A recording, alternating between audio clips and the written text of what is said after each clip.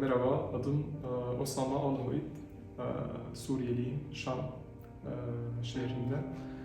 2011 yılların sonunda Türkiye'ye geldim, ülkemizdeki savaştan dolayı. İlk geldiğimde Lübnan yoluyla Mersin'e geldim, sonra da Kayseri'ye geçtim. Babam diş hekimi, annem öğretmen. Bir tane abim var, 3 tane kardeşim. Kayseri'de ortaokulu bitirdim. Sonra da babam işinden dolayı İstanbul'a geçmemizi daha iyi gördü. İstanbul'a geçtikten sonra artık liseyi orada geçici eğitim merkezlerinde görmeye başladım. Artık orada daha fazla hani yabancı, İstanbul tabii. Yabancıyla karşılaştım, sohbet ettik işte, arkadaşlarım oldu İstanbul'da. Daha sonra liseyi bitirirken, mezun olduktan sonra yabancı öğrenci sınavına başvurarak üniversiteyi kazanma şansım oldu. Hatay Mustafa Kemal Üniversitesi'nde diş hekimliği okuyorum. Şu anda 2. sınıfım, 2020 girişliyim. Üniversiteden mutluyum. Burada da arkadaşlarım var.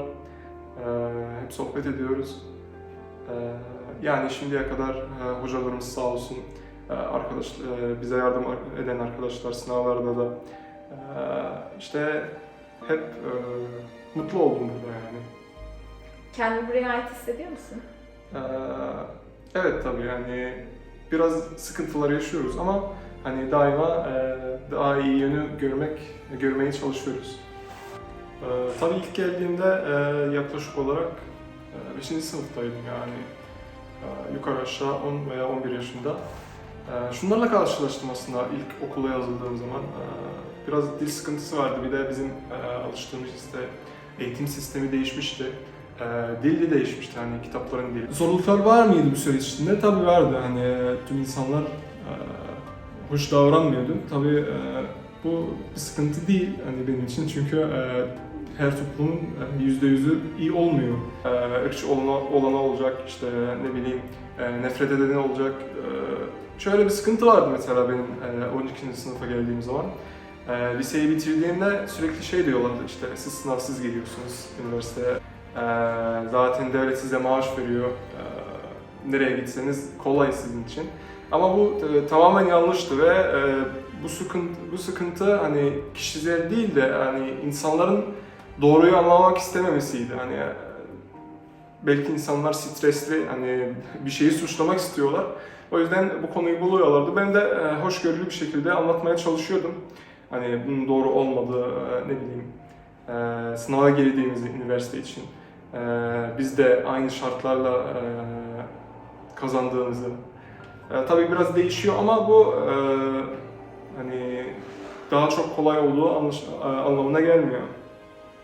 İnsanların şunu anlaması gerekiyor, hani karşındaki insan yabancı değil de sırf bir insan, o da eğlenmek istiyor, o da hani ne bileyim biraz rahatlamak istiyor. Hani bir yabancıyı rahatlarken ya da işte ne bileyim seyahat ederken görünce o ülkesinde hain olarak sayılmıyor. Hani hepimiz insanız, hepimiz eğlenmek istiyoruz.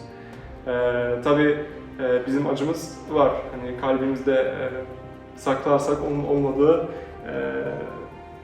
kanaatine varamayız. Yani benim de kaybettiğim akrabalarım oldu, kaybettiğim arkadaşlarım, ama bunları geçmişte bırakarak artık yeni bir hayat, hani orayı daha iyi bir şekilde yapmak.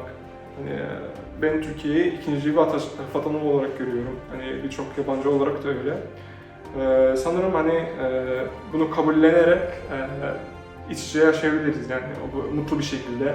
Çünkü hani biz kabullenmiyoruz, bizim de yanlışlarımız var, doğru.